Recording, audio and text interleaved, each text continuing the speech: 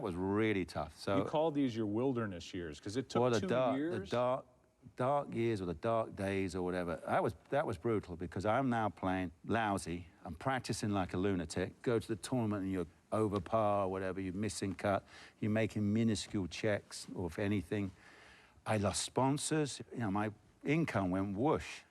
Playing lousy at the Open at 85. You know, Sandy Lyle then wins the Open because I wanted to be the first Englishman since Tony to win an Open, and Sandy wins it. So nothing's good. I played the Ryder Cup in 85 and I played lousy, so I wasn't part of that celebration. So this whole world is collapsing. So in 87, I wasn't even in the Masters, all right?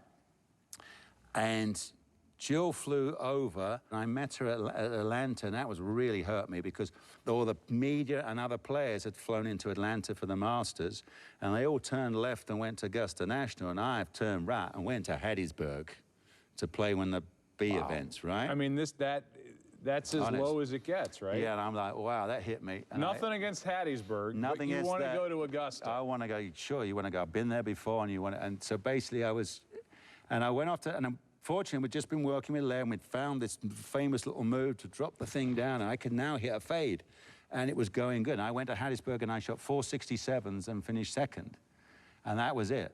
And that was the clicking point. I then came back to Europe, and played, and I won the Spanish Open in May of 87. And then I said to myself, I need to win one more before the Open, because I'm going to win the Open. And I went, nah, I'm all right. I don't have to win another one. Honest. And so off we go to Muirfield.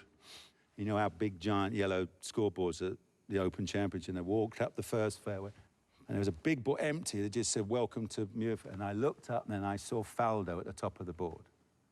There's no name, obviously. You visualized. I didn't have to, I just saw it, Faldo, and I put my head down, I went, I'm all right, I can handle that. And off I went.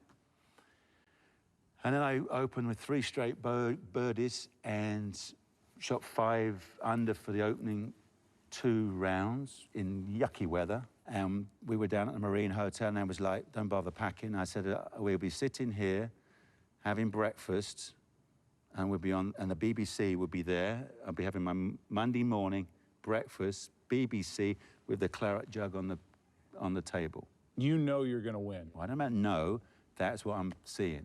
Get me? That's what I'm thinking. I'm thinking that's what I can see. This is what's going to happen. And off we go off and play, and that. Here you are, a shot back going into the final round.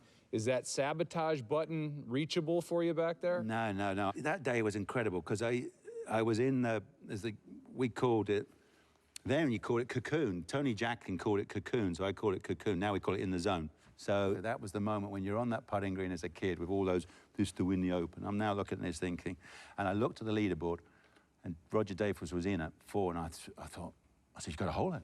That means you just got to hold it. If you want to win this, you've got to hold it. Oh, a smooth stroke. And the relief on his face. Nick Faldo will be crowned the champion. So many others had chances. But at the end of the week, there was just the one winner, Nick Faldo from England.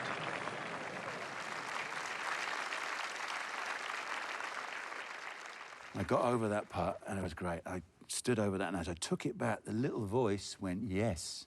The little voice said yes in my mind, and it went, and it went in. I think, thank God it didn't say no. I wouldn't be sitting here, you know. So it took me 9 years to get there, and it was just sheer relief. It was just like, I've done it. I finally won the Open. What'd your parents say? Oh, poor things. They can't talk about it, you know. They couldn't handle it.